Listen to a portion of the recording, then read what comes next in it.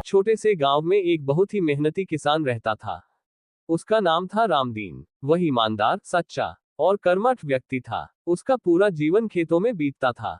सुबह सूरज उगने से पहले वह खेत की ओर निकल जाता और सूरज ढलने के बाद ही घर लौटता।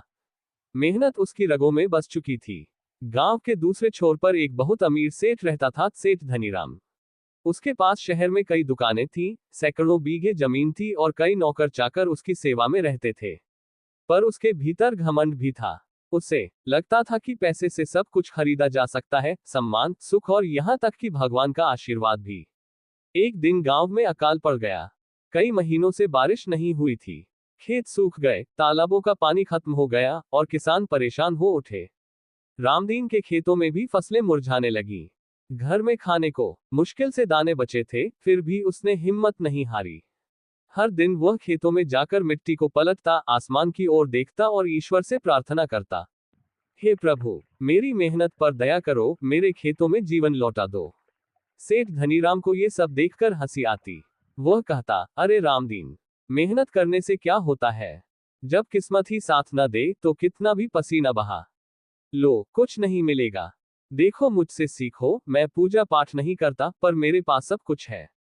रामदीन ने शांत स्वर में उत्तर दिया, सेठ जी, आपके पास धन है, पर मेरे पास विश्वास है। भगवान मेहनत का फल जरूर देते हैं, बस समय लगता है। दिन बीतते गए। एक रात गांव में तेज आंधी चली और बादलों ने घेरा बना लिया। बिजली कड़की, गर्जन हुआ और फिर मूसलाधार बारिश शुरू हो गई। कई दिनों तक पानी बरसता रहा। सूखे खेतों में हरियाली लौट आई। किसान खुश हो उठे। रामदीन ने मेहनत जारी रखी। उसकी फसल इस बार पूरे गांव में सबसे अच्छी हुई।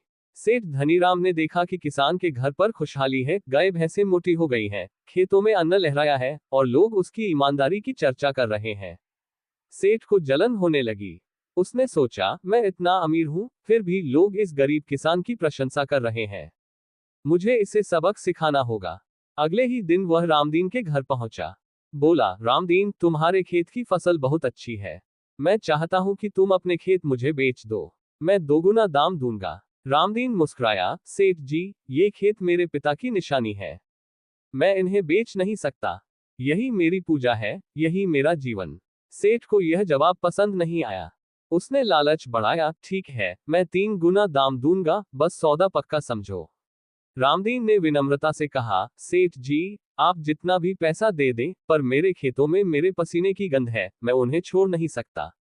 सेठ को गुस्सा आ गया। वह बोला, ठीक है, जब तक तुम मुझे खेत नहीं बेचोगे, मैं तुम्हें सबक सिखाऊंगा। अगले दिन सेठ ने चाल चली। उसने अपने नौकरों से कहा कि रामदीन के खेत की ओर जाने वाले नाले को मोड़ दो, ताकि पानी उसकी जमीन तक न पहुंचे।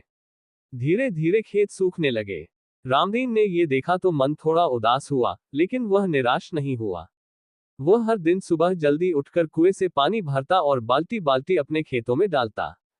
उसकी पत्नी ने कहा, इतनी मेहनत क्यों करते हो? अकेले कैसे सब संभालोगे? रामदीन बोला, अगर मेहनत छोड़ दूंगा तो जीवन ही खाली हो जाएगा। भगवान ने हाथ दिए हैं तो काम करने के लिए ही। उसकी मेहनत देखकर गांव वाले भी उसकी मदद के लिए आने लगे। सब मिलकर उसके खेतों में पानी डालने लगे। कुछ ही हफ्तों में खेत फिर हरे हो गए। सेठ के खेतों में तो पानी भर गया और फसल गलने लगी, जबकि रामदीन की फसल मजबूत होकर लहराने लगी। सेठ को अपनी चाल का उल्टा परिणाम देखकर शर्म महसूस हुई। एक दिन वह खुद रामदीन के पास आया।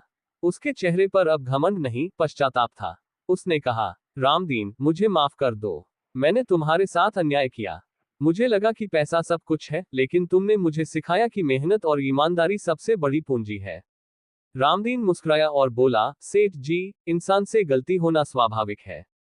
जो अपनी गलती मान लेता है, वही सच्चा इंसान है। मैं आपको माफ करता हूँ। सेठ की आंखों में आंसू आ गए।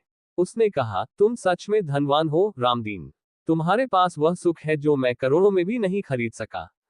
उस दिन के बाद से सेठ धनीराम का व्यवहार पूरी तरह बदल गया। उसने गांव में एक तालाब खुदवाया ताकि किसी किसान को पानी की कमी न हो। वह अब गरीबों की मदद करने लगा। रामदीन अपने खेत में पहले की तरह मेहनत करता रहा, पर अब उसके पास न केवल हरियाली थी, बल्कि एक सच्चा दोस्त भी था, वह सेठ धनीराम, जो अब विनम्र और दयालु बन चुका था। गांव के लोग कहा करते थे, मेहनत करने वाला कभी हारता नहीं और घमंड करने वाला कभी जीतता नहीं। रामदीन की कहानी से सबने सीखा कि धन से बड़ी चीज है ईमानदारी और मेहनत से बढ़कर।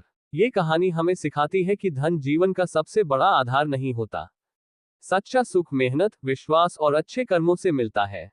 जो व्यक्ति दूसरों की भलाई में विश्वास रखता है, वह जीवन में कभी खाली नहीं रहता।